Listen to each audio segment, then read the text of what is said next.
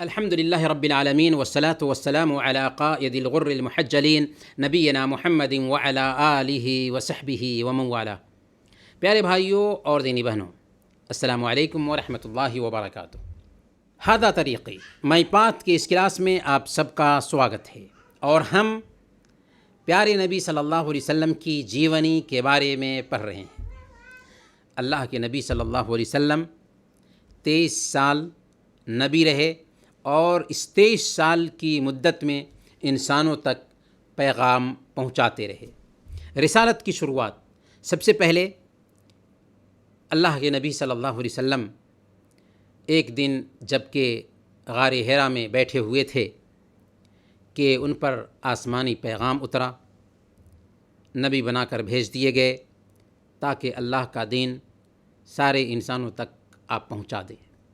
یہ ایسا پیغام تھا جو امانت، اخلاص، پختگی اور مضبوط ایمان کی مانگ کر رہا تھا، اور محمد صلی اللہ علیہ وسلم کی پوری زندگی 40 سال تک یہ گواہ تھی کہ آپ امانت دار تھے، آپ مخلص تھے، آپ پختہ طبیعت کے مالک تھے، اور آپ سچے اور امانت دار تھے۔ قرآن کریم کی جب پہلی آیت اتری، اور وہ آیت تھی اقرأ بسم ربک الذی خلق، پڑھ اپنے رب کے نام سے جس نے پیدا کیا، یہ پہلی آیت تھی جو محمد صلی اللہ علیہ وسلم پر اتری تھی، اور اس کے ذریعہ آپ کو نبی بنا دیا گیا تھا۔ اس کے بعد پھر دوسری آیتیں اتریں کچھ دنوں کے بعد، جس میں اللہ رب العالمین نے اپنے نبی سے خطاب کیا تھا، یا ایھا المدثر قم فانذر وربک فکبر وثیابک فطہر والرجز فہجر ولا تمنن تستکثر ولربک فاصبر۔ ان آیات میں نبوت کے کیا مقاصد تھے، نبوت کا کیا مقصد تھا، اسے اللہ تعالیٰ نے اپنے آدیش میں بیان کر دیا ہے۔ چنانچہ اللہ کہتا ہے کہ اے کپڑا اوڑھنے والے، یا ایھا المدثر قم فانذر، اٹھو اور ساودھان کرنے میں لگ جاؤ، اٹھو اور لوگوں کو اللہ کا پیغام سنا دو، وربک فکبر، اور اپنے رب کی برائیاں بیان کرو، وثیابک فطہر، اور اپنے کپڑوں کو پاک صاف رکھا کرو۔ یا اس میں اس بات کی طرف اشارہ ہے کہ آپ شرک سے بچتے رہیے، والرجز فہجر، اور ناپاکی سے دور رہیے، ولا تمنن تستکثر، اور احسان کر کے زیادہ لینے کی خواہش مت کیجیے، ولربک فاصبر، اور اپنے رب کے راستے میں صبر کرتے رہیے۔ اگر ہم غور کریں تو نبوت کے کیا اہداف تھے، نبوت کی کیا حکمتیں تھیں، وہ حکمتیں ان آیات سے ظاہر ہوتی ہیں۔ سب سے پہلے نمبر پر توحید کی طرف دعوت دینا۔ اللہ کے نبی صلی اللہ علیہ وسلم کو ان آیات کے ذریعہ خطاب کیا گیا کہ آپ لوگوں کو ایک اللہ کی عبادت کی طرف دعوت دیجیے۔ دوسرے نمبر پر آخرت پر ایمان کی طرف دعوت دینا کہ یہ دنیا چند دنوں کے لیے ہے، ایک دن سب کو مرنا ہے اور اپنے رب کے پاس پہنچنا ہے، پھر وہاں یا تو جنت ہے یا جہنم ہے۔ نیک عمل کرنے والوں کے لیے جنت ہے، اور برا عمل کرنے والوں کے لیے جہنم ہے۔ پھر اس کے ساتھ ساتھ اور فضیلت کا کام کرنا، اچھا کام کرنا، اور بھلے کاموں میں لگے رہنا ایک انسان کو اچھے انجام تک لے جاتا ہے۔ لہذا نفس کے شدھیکرن کا بھی ان آیات کے اندر حکم ہے۔ اسی طریقے سے سارے معاملات کو اللہ کے حوالے کرنے کا بھی ان آیات میں حکم ہے، اور یہ سارا کا سارا کام کب ہو؟ جب کہ آپ محمد صلی اللہ علیہ وسلم پر ایمان لے آئیں، محمد صلی اللہ علیہ وسلم کی رسالت کو مان لیں، اور آپ کی قیادت میں، آپ کی رہنمائی میں آپ کے دین کو اپنی زندگی میں اتار لیں، اور پھر اس دین کے مطابق دوسروں کو دعوت دینا بھی شروع کر دیں۔ مسلمانوں کی جماعت، یعنی جب محمد صلی اللہ علیہ وسلم نبی بنے اور آپ کو یہ حکم دیا گیا کہ آپ لوگوں کو ایک اللہ کی طرف بلائیے، تو آپ نے اپنے دوستوں اور رشتہ داروں کو ایک اللہ کی طرف بلانا شروع کر دیا۔ اسلام قبول کرنے کے لیے یا اسلام پیش کرنے کے لیے سب سے پہلے کچھ لوگوں کو چنا جن تک اسلام کا پیغام پہنچایا۔ 3 برس تک محمد صلی اللہ علیہ وسلم لوگوں کو چپکے اسلام سکھاتے رہے۔ اس کے بعد کھلم کھلا دعوت دینے لگے۔ کب؟ 3 برس کے بعد۔ دعوت کے پہلے 3 سالوں میں بہت کم لوگوں نے اسلام قبول کیا تھا۔ مردوں میں سب سے پہلے اللہ کے نبی صلی اللہ علیہ وسلم کے گہرے دوست حضرت ابوبکر صدیق رضی اللہ تعالیٰ عنہ نے اسلام قبول کیا۔ عورتوں میں آپ کی بیوی حضرت خدیجہ رضی اللہ تعالیٰ عنہا نے اسلام قبول کیا سب سے پہلے، اور بچوں میں آپ کے چچا کے بیٹے حضرت علی رضی اللہ تعالیٰ عنہ نے اسلام قبول کیا تھا، اور غلاموں میں آپ کے سیوک، آپ کے خادم حضرت زید بن حارثہ رضی اللہ تعالیٰ عنہ نے پہلے اسلام قبول کیا۔ اسلامی دعوت کی مخالفت جب محمد صلی اللہ علیہ وسلم نے اور آپ کے ساتھیوں نے کھلے عام اسلام کی طرف بلانا شروع کیا، تو ظاہر سی بات ہے کہ قریش جو بت پرستی کیا کرتے تھے، بتوں کے سامنے جھکا کرتے تھے، اگرچہ محمد صلی اللہ علیہ وسلم کو صادق اور امین کے نام سے پکارتے تھے، آپ کی سچائی اور امانت داری کی قسمیں کھاتے تھے، پھر بھی انہوں نے آپ کا انکار شروع کر دیا، آپ کی مخالفت شروع کر دی۔ صادق اور امین کہنے والے پاگل، دیوانہ، جادوگر اور کاہن کہنے لگے اور آپ کی مخالفت پر آمادہ ہو گئے۔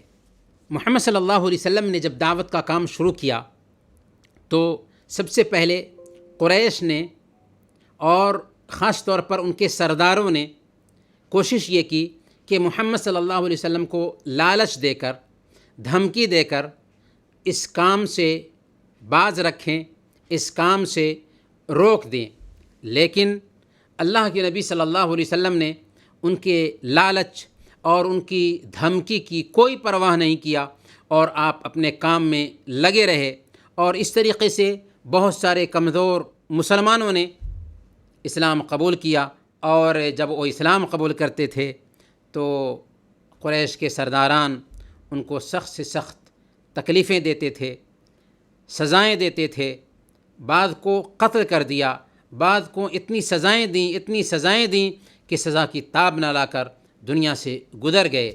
جب اپنے ساتھیوں کے پاس سے گزرتے تھے محمد صلی اللہ علیہ وسلم تو اپنے ساتھیوں کو ہمت دلاتے تھے، ان کی ڈھارس بڑھاتے تھے، اپنے صحابہ سے ملاقات کرتے تھے۔ شروع میں جب لوگ اسلام قبول کرتے تو آپ نے ایک گھر خاص کیا تھا، حضرت ارقم رضی اللہ تعالیٰ عنہ کا گھر تھا جسے دار ارقم کہا جاتا تھا، اسی میں اپنے صحابہ سے ملتے تھے، اور یہ ایک طرح سے مدرسہ تھا جس میں بیٹھ کر کے دین سیکھنے کی کوشش کی جاتی تھی، جہاں آپ اپنے صحابہ کو اخلاق سکھاتے تھے، سنسکرتی سکھاتے تھے، اور ان میں ذمہ داری کا شعور پیدا کرتے تھے۔ اسلام کے پیغام کو انسانوں تک پہنچانے کے لیے ان کے اندر احساس جگاتے تھے۔ اللہ کے رسول صلی اللہ علیہ وسلم صحابہ کرام کے پاس سے جاتے، گزرتے، اگر کسی کو پریشان کیا جا رہا ہوتا، ستایا جا رہا ہوتا تو ان کو صبر کی تلقین کرتے تھے۔ بعض کو تو آپ نے مشورہ دیا کہ حبشہ جو آج ایتھیوپیا میں پڑتا ہے، اس سرزمین پہ ہجرت کر کے چلے جاؤ، کیونکہ وہاں کا بادشاہ نیک دل تھا۔ چنانچہ بہت سارے صحابہ وہاں ہجرت کر کے چلے گئے، اور اس طریقے سے اللہ کے نبی صلی اللہ علیہ وسلم اپنے کام میں لگے رہے، قرآن اترتا رہا، اور محمد صلی اللہ علیہ وسلم اپنے صحابہ کو اسلام سکھاتے رہے۔ نبوت کے 6 سال مکہ کی 2 طاقتور ہستیوں نے اسلام کو گلے لگا لیا۔ یہ 2 لوگ کون تھے؟ حضرت عمر فاروق رضی اللہ تعالی عنہ اور حضرت حمزہ رضی اللہ تعالی عنہ، جو اللہ کے نبی صلی اللہ علیہ وسلم کے چچا تھے۔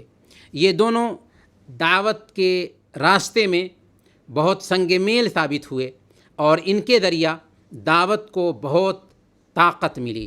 نبوت کے 7ویں سال میں اللہ کے نبی صلی اللہ علیہ وسلم قدم رکھتے ہیں تو قریش کے لوگوں نے، مکہ کے سرداروں نے محمد صلی اللہ علیہ وسلم کا سوشل بائیکاٹ کرنے کا اعلان کر دیا۔ قریش کے سرداروں نے محمد صلی اللہ علیہ وسلم اور ایمان والوں کے خلاف مکمل اجتماعی اور اقتصادی بائیکاٹ کی گھوشنا کر دی، جو لگاتار 3 سال تک چلتا رہا۔ اس بیچ اللہ کے نبی صلی اللہ علیہ وسلم اور صحابہ کرام نے بڑی پریشانیاں جھیلیں۔ یہ مدت مسلمانوں کے لیے بہت مشکل ترین مدت ثابت ہوئی، لیکن اس میں بھی مسلمان صبر سے کام لیتے رہے اور حق پر جمے رہے، حق پر ڈٹے رہے۔ غم کا سال کون سا سال تھا؟ مکہ کے سرداروں کے سامنے جب یہ ظاہر ہو گیا کہ مسلمانوں کا بائیکاٹ کرنا، سوشل بائیکاٹ، اس میں کوئی فائدہ نہیں، تو انہوں نے 619 عیسوی میں اس بائیکاٹ کو ختم کر دیا۔ لیکن اسی سال آپ صلی اللہ علیہ وسلم کی بیوی حضرت خدیجہ رضی اللہ تعالی عنہا وفات پا گئی، یعنی نبوت کا 10واں سال ہو چکا تھا۔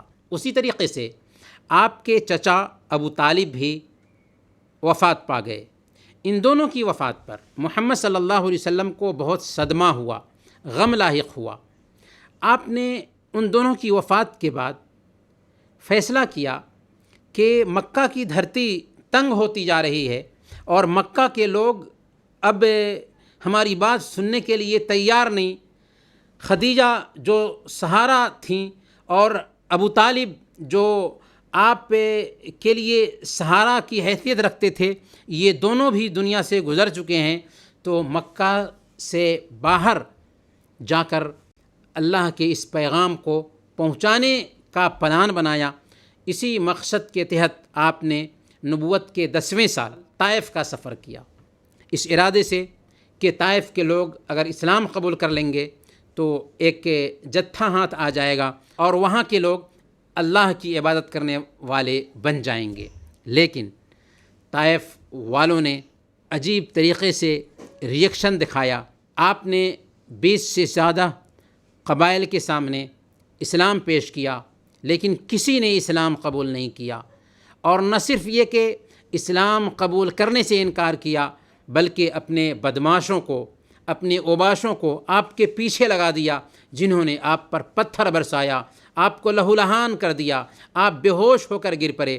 ہوش آیا تو جبریل امین کے ساتھ پہاڑوں کے فرشتے آئے، انہوں نے آپ سے اجازت مانگی کہ اگر آپ حکم دیں تو ان طائف والوں کو 2 پہاڑوں کے بیچ پیس دیا جائے، لیکن قربان جائیے محمد صلی اللہ علیہ وسلم کی دیا پر کہ آپ نے ان کے لیے دعائیں کیں کہ مجھے امید ہے کہ انہی کی نسل سے ایسے لوگ پیدا ہوں گے جو ایک اللہ کی عبادت کریں گے۔ چنانچہ ہوا بھی ایسا ہی۔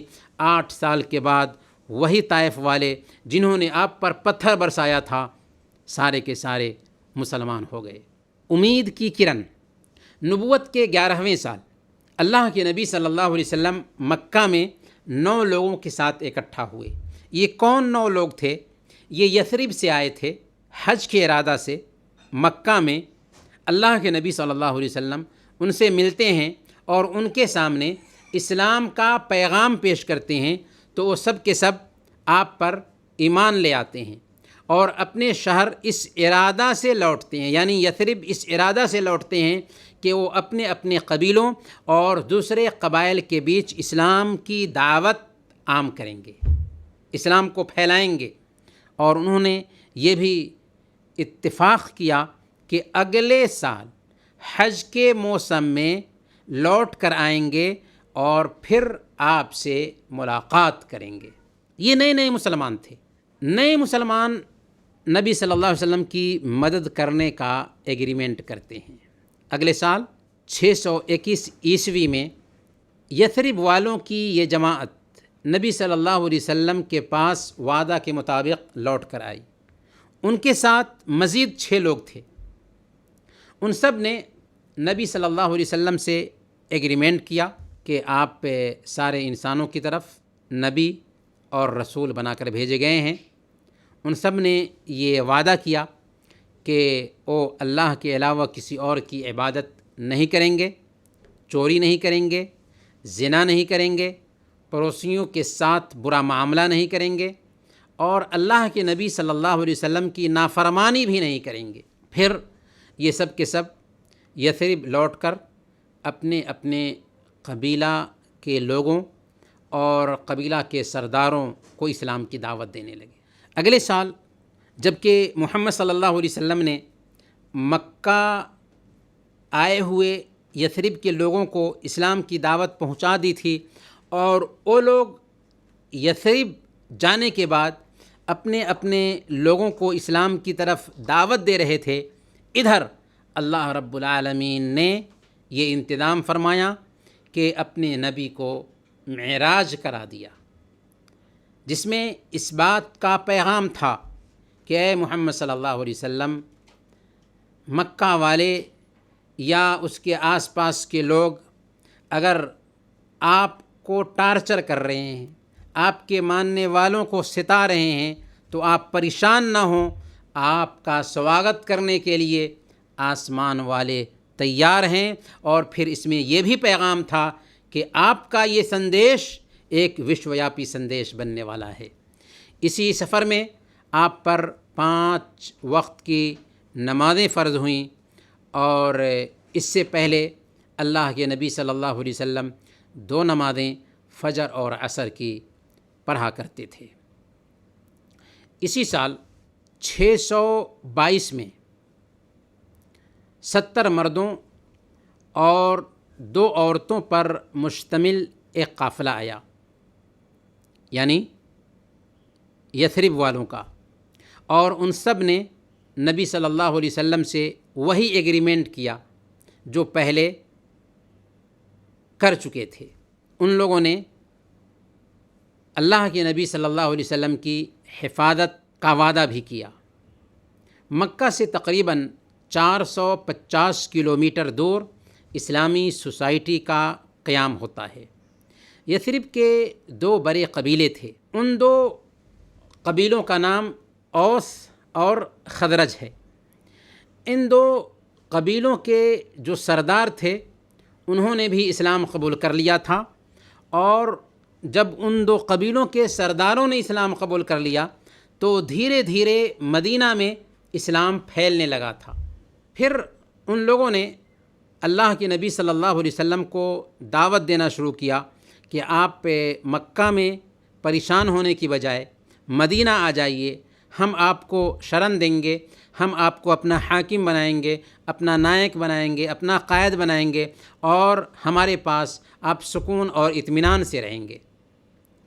قریش کے سرداروں کا نبی صلی اللہ علیہ وسلم کے قتل کی سازش اور آپ صلی اللہ علیہ وسلم کا مدینہ کی طرف ہجرت کرنا۔ جب مکہ میں پانی سر سے اونچا ہو گیا تو نبی صلی اللہ علیہ وسلم نے مسلمانوں کو حکم دیا کہ وہ یثرب کی طرف ہجرت کر جائیں۔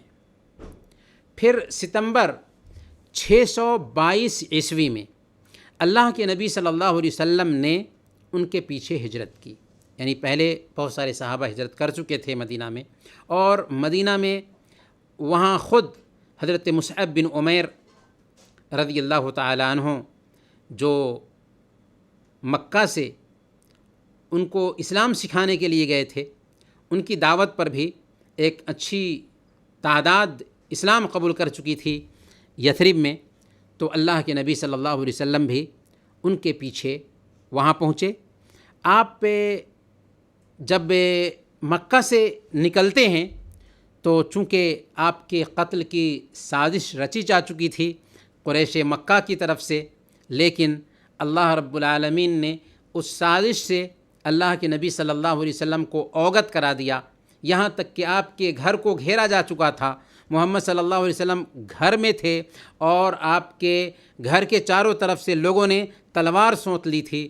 اللہ کے نبی صلی اللہ علیہ وسلم ان کے بیچ سے اللہ کے اشارے پر نکل جاتے ہیں، اور ان کو کانوں کان بھی ان کے سامنے سے نکلتے ہیں اور ان کو خبر نہیں مل پاتی ہے۔ اس طریقے سے اللہ کے نبی صلی اللہ علیہ وسلم مدینہ پہنچ گئے اور نبی صلی اللہ علیہ وسلم کی یہ ہجرت اسلامی تاریخ میں تبدیلی کا بہت بڑا ٹرننگ پوائنٹ ثابت ہوا۔ یثرب اب مدینہ بن چکا تھا، اسلامی ریاست ہو چکا تھا، اور ایک نیا سوشل سسٹم وجود میں آیا تھا۔